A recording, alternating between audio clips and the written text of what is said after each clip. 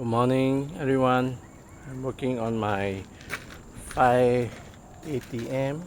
This is the second series. I'm working on the swing pump pin, which this bearing doesn't work. You see, it doesn't fit well on the shaft. So each time you swing the pedal, it doesn't move this bearing. You see, it moves the shaft. So you have difficulty on swinging the swing left and right.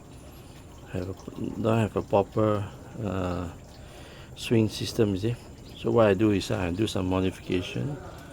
Not really modification. I found the bearing type. This is okay.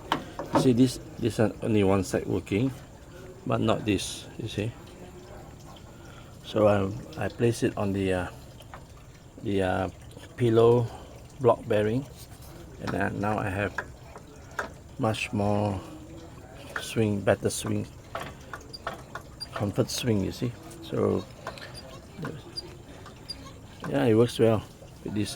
You don't have to lubricate all the time. I mean, like this bearing here, you have to put it oil, and then the oil will drip into all the control valve. It's very messy. So this is I find a better way, guys, to have a swing system smoothly. Otherwise, you don't have a proper swing operating behind, not very smooth.